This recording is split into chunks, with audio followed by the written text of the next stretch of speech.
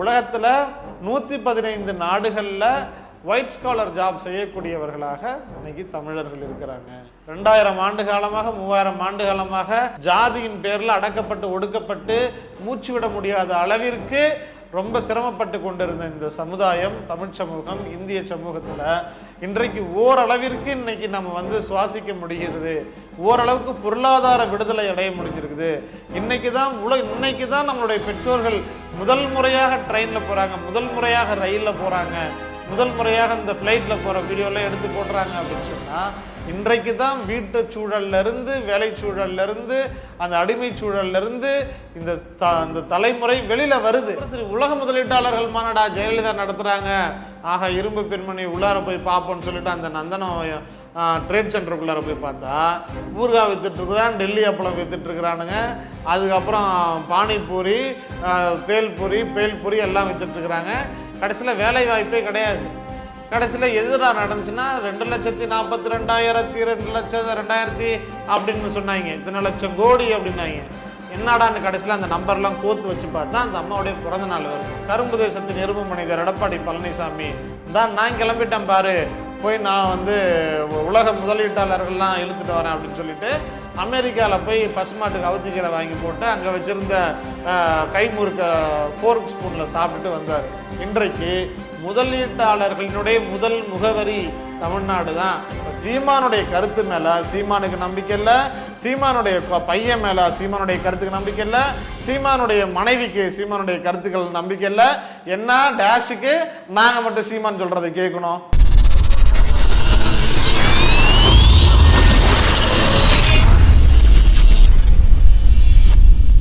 இன்றைய நேர்காணலில் நம்மோடு இணைந்திருப்பவர் திமுக செய்தி தொடர்பாளர், மாணவர் அணி துணை செயலாளர் திரு தமிழ்கா அமுதரசன் அவர்கள். வணக்கம். வணக்கம். தேசிய கல்வி தரவரிசை பட்டியல் வெளியாயிருக்கு. இந்தியாவிலேயே தமிழ்நாட்டோட கல்லூரிகள் அதிக இடங்களை பிடிச்சிருக்கு. கல்வி குறித்தான உங்களுடைய பார்வைகள்? இன்னைக்கு மருத்துவத்தில் தமிழ்நாடு இந்தியாவிலேயே மெடிக்கல் கேபிட்டல் ஆஃப் இந்தியா அப்படின்னு எதுன்னு பார்த்தீங்கன்னா தமிழ்நாடு தான் செயல்பட்டு இருக்குது அப்படின்னு சொல்லுவோம். இப்போ எஜுகேஷ்னல்லையும் எஜுகேஷ்னல் கேபிட்டல் ஆஃப் இந்தியா எது அப்படின்னு சொல்லி பார்த்தோம்னா இன்றைக்கி தமிழ்நாடு தான் அப்படிங்கிறத இன்றைக்கி வெளியாக இருக்கக்கூடிய அறிக்கையின் மூலமாக தெரிந்து கொள்ள முடியுது. இதன் மூலமாக இங்கே தமிழ்நாட்டில் மட்டும் இல்லை, இந்தியாவில் இருக்கக்கூடிய சங்கிகள் எல்லாத்துலேயுமே அவர்கள் புனிதமாக கருதி குடிக்கக்கூடிய சாணியை மூஞ்சில் பூசியிருக்குது திராவிட மாடல் அரசு அப்படிங்கிறத நாம் பார்க்க முடியுது. என்ன அப்படின்னா, ஏன்னா எல்லாத்துக்குமே இங்கே புதிய கல்விக் கொள்கை நீங்கள் இம்ப்ளிமெண்ட் பண்ண மாட்டிங்களா, அதே போல் பாஜகவினுடைய கல்விக் கொள்கைகளை இம்ப்ளிமெண்ட் பண்ண மாட்டிங்களா, ஐயோ எங்களுடைய கல்வி தரமே கெட்டு போயிடுச்சு அப்படின்னு சொல்லிட்டு இதெல்லாம் எப்படி அப்படின்னு சொல்லி கேள்வி எழுப்பிட்டு இருக்கக்கூடிய அந்த சூழலில் இன்றைக்கு கல்வியில் சிறந்த தமிழ்நாடு அப்படிங்கிறத உறுதி செய்திருக்குது.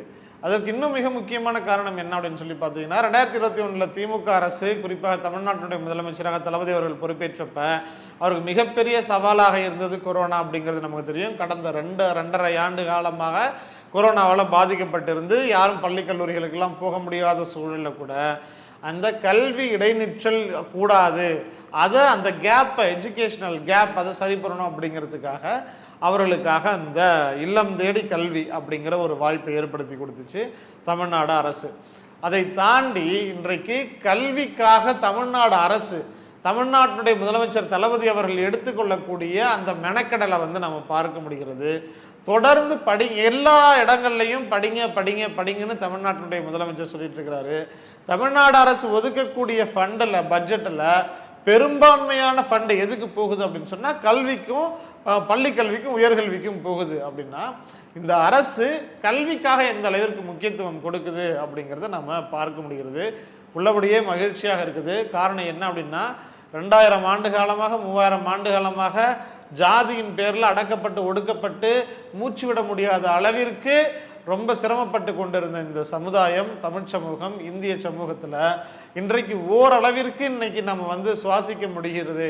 ஓரளவுக்கு பொருளாதார விடுதலை அடைய முடிஞ்சிருக்குது. இன்னைக்கு தான் நம்மளுடைய பெற்றோர்கள் முதல் முறையாக ட்ரெயினில் போகிறாங்க, முதல் முறையாக ரயிலில் போகிறாங்க, முதல் முறையாக இந்த ஃப்ளைட்டில் போகிற வீடியோலாம் எடுத்து போடுறாங்க அப்படின்னு சொன்னால், இன்றைக்கு தான் வீட்டு சூழல்லிருந்து, வேலை சூழல்லிருந்து, அந்த அடிமை சூழல்லிருந்து இந்த தலைமுறை வெளியில் வருது. அதற்கு மிக முக்கியமான திறவுகளாக இருக்கிறது எது அப்படின்னு சொன்னால் கல்வி தான்.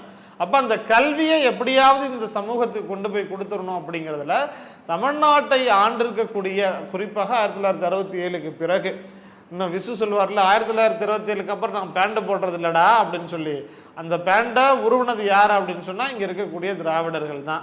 அப்போ அதில் இருந்து இங்கே இருக்கக்கூடிய மாணவர்களுக்கு, தமிழ் சமூகத்துக்கு கல்வியை கொண்டு போய் கொடுத்துடணும் அப்படின்னு சொல்லி நீங்கள் பார்த்தீங்க அப்படின்னா, தலைவர் கலைஞரனுடைய பிளான் எப்படி இருந்துச்சுன்னா, எல்லா பகுதிகள்லையும் உங்களுக்கு ஆரம்ப கல்வி, அந்த தொடக்கப்பள்ளி இருக்கணும், 2 கிலோமீட்டருக்கு ஒரு இடங்கள்ல ஆரம்ப கல்வி, 5 கிலோமீட்டருக்குள்ளார ஒரு நடுநிலைப்பள்ளி, அதே போல் ஒரு 8 கிலோமீட்டருக்குள்ளார ஒரு உயர்நிலைப்பள்ளி இப்படி இருக்கணும்.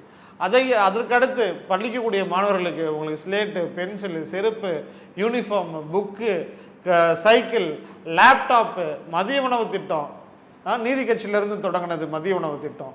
அதன் பிறகு இன்னைக்கு நீட்சியாக காலை சிற்றுண்டி திட்டம், இன்றைக்கு இப்போ புதுமை பெண் திட்டம், அதே போல் நான் முதல்வன் திட்டம், அதே போல் மாணவர்களுக்கு படிக்கக்கூடிய மாணவர்களுக்கு 1000 ரூபாய் கொடுக்கக்கூடிய திட்டம். அப்படி எல்லா வகையிலையுமே இந்த சமூகம் அறிவை பெறுவதற்கான எல்லா வாய்ப்புகளையும் இந்த அரசு தொடர்ந்து ஏற்படுத்திட்டு இருக்குது.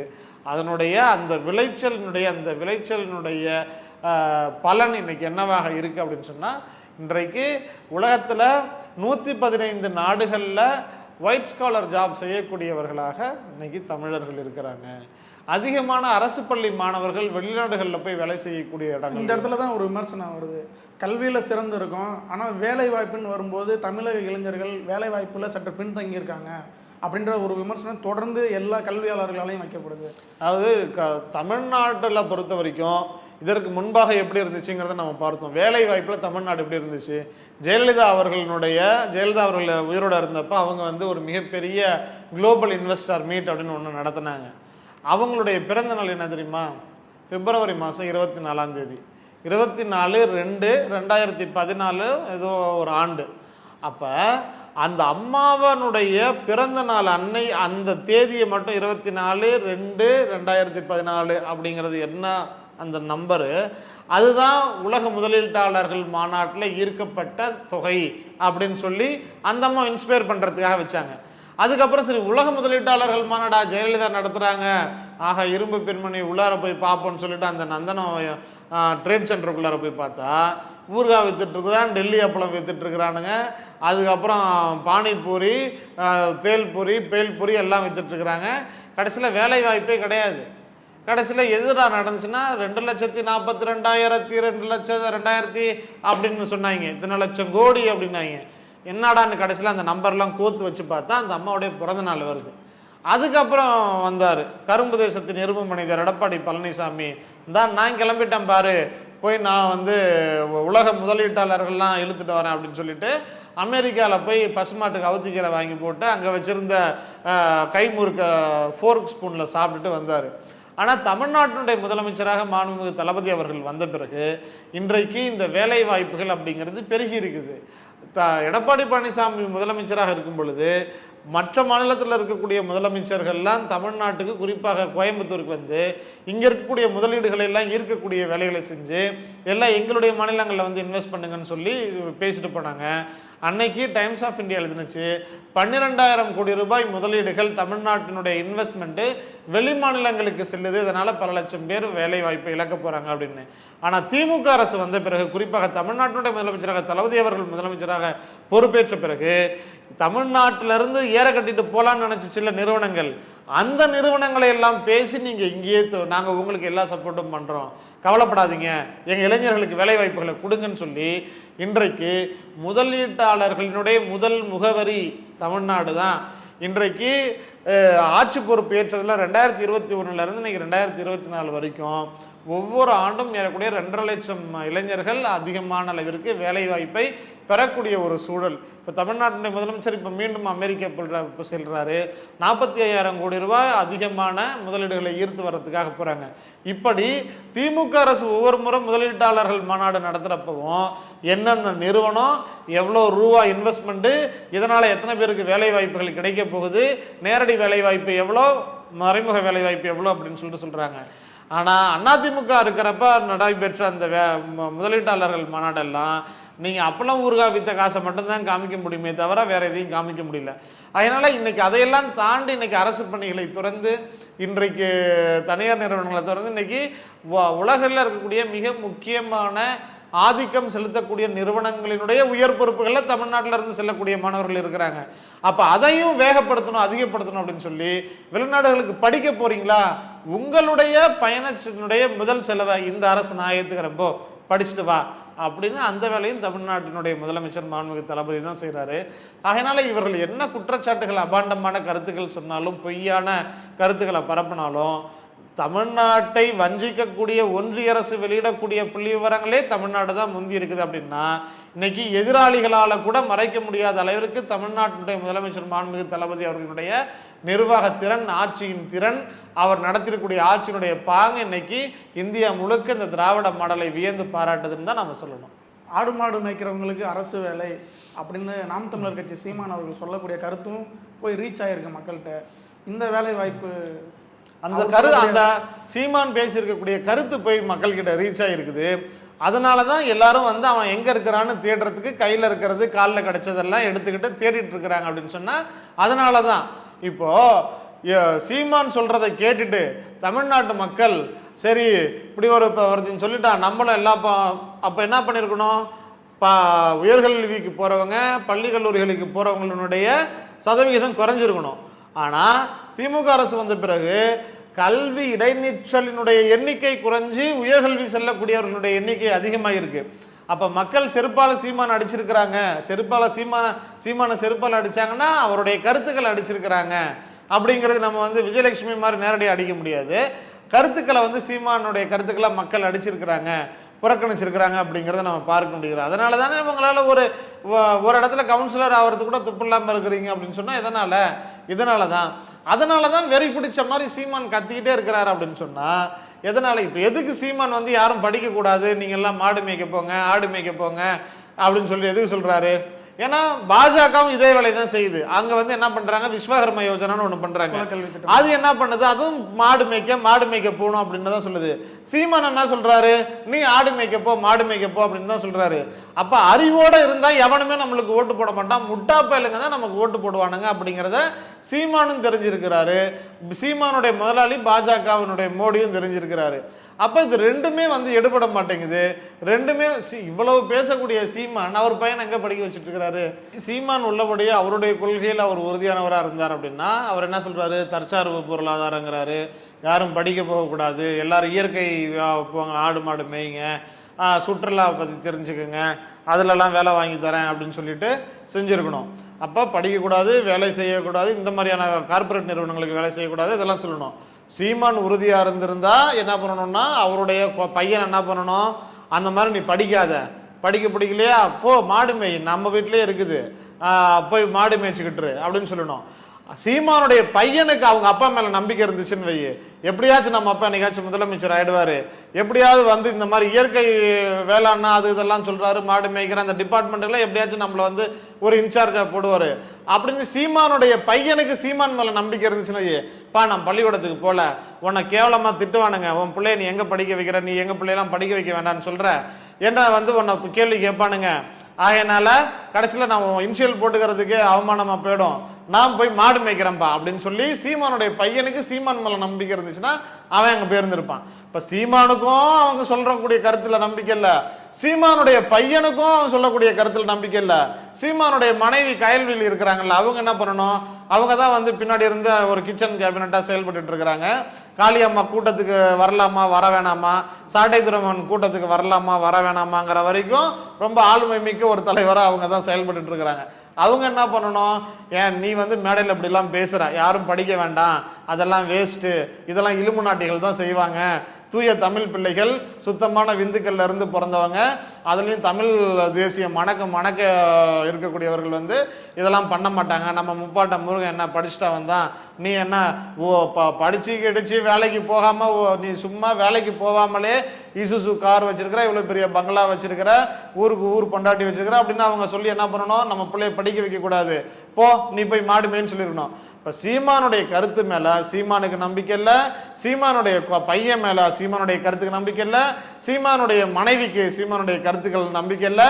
என்ன டேஷுக்கு நாங்கள் மட்டும் சீமான் சொல்கிறத கேட்கணும், அதை கேட்கறதுக்குன்னு 2 பேர் இருக்கிறாங்க. இல்லை குழந்தைங்களை வந்து விளையாட விடுவோம், அது போய் ஃபுட்பால் விளையாண்டா அதை ஃபுட்பால் பிளேயராக ஆக்குவோம், அது கிரிக்கெட் விளையாண்டா கிரிக்கெட் பிளேயராக ஆக்குவோம். அந்த மாதிரி அவர் சொல்லக்கூடிய கொள்கை. பீச்சில் மண் வச்சு விளையாடுது, அதெல்லாம் நம்ம மணல் குவாரி வச்சு கொடுப்பாரா? இது பைத்தியகாரத்தனமா இல்லையா? இதெல்லாம் பைத்தியகாரத்தனமா இல்லையா? திருடம் போலீஸ் விளையாடுற பிள்ளைகள் என்ன பண்ணுவாரு? திருடனா இருக்கிற பிள்ளைய கொண்டு போய் திருடனா கிடுவார், போலீஸா இருக்கிற பிள்ளைய கொண்டு போய் போலீஸ் விளையாடுவாரா? என்ன இதெல்லாம் வந்து ஒன்றும் இல்லை. அது நம்ம சீமானை வந்து தப்பா சொல்லக்கூடாது. ஏன்னா வந்து ஒரு நிதானமா இருக்கக்கூடிய மனிதன் இந்த மாதிரிலாம் பேச மாட்டான். ஒரு நிதானமா இப்போ தெளிவாக இப்போ நம்ம பேசிட்டு இருக்கோம், நம்ம அப்படி பேசுவோமா? பேச மாட்டோம். ஏன்னா நமக்கு தெரியும் என்ன அப்படின்னு சொல்லிட்டு. நிதானம் தவறி இருக்கிறான், நான் தண்ணி அடிச்சுட்டான்னு பேசக்கூடாது. ஏன்னா தண்ணி அடிச்சுட்டான்னு நீ எப்படி சொல்ற அப்படின்னு சொல்லிட்டு கேட்குறாங்க. அப்போ வந்து நம்ம அதை சொல்லக்கூடாது. நிதானம் இல்லாமல் இருக்கிறாரு, ஏன்னா குடிபெருமை பேசுறவர், அதனால வந்து அவர் எப்படி இருப்பார் அப்படிங்கிறது நமக்கு தெரியும். அப்போ அந்த மாதிரி இருக்கக்கூடியவர் தான் அந்த மாதிரிலாம் பேசுவார், அந்த மாதிரியான கருத்துக்கள் எல்லாம் சொல்லுவார். அதனால வந்து அவருடைய கருத்துக்கள்ல அவர் பெத்த பிள்ளைக்கே நம்பிக்கை இல்லை அப்படிங்கிறப்ப தமிழ்நாட்டு மக்கள் என்ன கூந்தலுக்கு நம்பணும் அப்படிங்கிற ஒரு கேள்வி எழுதா இல்லையா? அதுதான் மக்கள் இப்போ நிரூபிச்சுன்னு காமிச்சிருக்கிறாங்க. உங்களுடைய பார்வையில் இந்த தமிழ்நாடு பெற்றிருக்கக்கூடிய இந்த கல்வி வளர்ச்சி இருக்குல்ல, அந்த கிரெடிட் வந்து யாருக்கு போய் சேர வேண்டியது? தமிழ்நாடு பெற்றிருக்கக்கூடிய இந்த கல்வி வளர்ச்சி திராவிட இயக்கத்துக்கு தான் போய் சேரணும். நீதி கட்சி தொடங்கி அதற்கு பிறகு இன்னைக்கு கர்ம வீரர் காமராஜர்ல இருந்து, அதன் பிறகு ஆட்சி பொறுப்பேற்ற திராவிட முன்னேற்ற கழகத்திலிருந்து, அதன் பிறகு வந்த எம்ஜிஆர் அவர்களிலிருந்து, அதன் பிறகு ஆட்சியில் இருந்த ஜெயலலிதா அவர்களிலிருந்து தொடர்ச்சியாக தலைவர் கலைஞர், தமிழ்நாட்டினுடைய இன்றைய முதலமைச்சர் மாண்புமிகு தளபதி அப்படின்னு சொல்லிட்டு நம்ம வந்து ஜெயலலிதா மாதிரி ஸ்டிக்கர் ஒட்டுற வேலையெல்லாம் செய்ய தேவையில்லை. அவங்களும் ஆட்சி பொறுப்பில் இருந்தாங்க, அவர்களுக்கும் அந்த பங்கு இருக்குது. அதே போல் எம்ஜிஆர் அவர்களுக்கும் அந்த பங்கு இருக்குது. எடப்பாடியை நம்ம சேர்த்துக்க முடியாது. தமிழ்நாட்டினுடைய கல்வி புரட்சியை ஏற்படுத்தி கொடுத்தவர் வந்து இன்னைக்கு தமிழ்நாட்டினுடைய ஒப்பற்ற தலைவராக இருக்கக்கூடிய தலைவர் கலைஞர், அதனுடைய நீட்சியாக இன்றைய முதலமைச்சர் மாண்புமிகு தளபதி வந்து செஞ்சுட்டு இருக்கிறார். ஏன் அப்படி சொல்கிறோம் அப்படின்னா, 22 ஆண்டு காலம் 1984 பொறியியலுக்கும் மருத்துவ படிப்புக்கும் நுழைவுத் தேர்வு முறையை எம்ஜிஆர் அவர்கள் கொண்டு வராரு. அப்படி கொண்டு வரக்கூடிய எம்ஜிஆர் அவர்களுடைய அந்த நுழைவுத் தேர்வு முறையை தொடர்ந்து 22 ஆண்டு காலம் போராடி அந்த நுழைவுத் தேர்வு முறையை ரத்து பண்ணவர் யார் அப்படின்னு சொன்னால் தலைவர் கலைஞர்.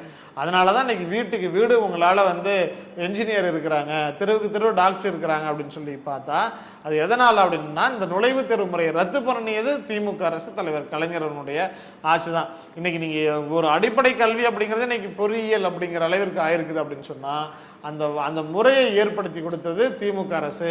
முதல் தலைமுறை பட்டதாரிகளுக்கு கல்வி உரிமையை பெற்றுக் கொடுத்தது தமிழ்நாட்டில் திமுக அரசு.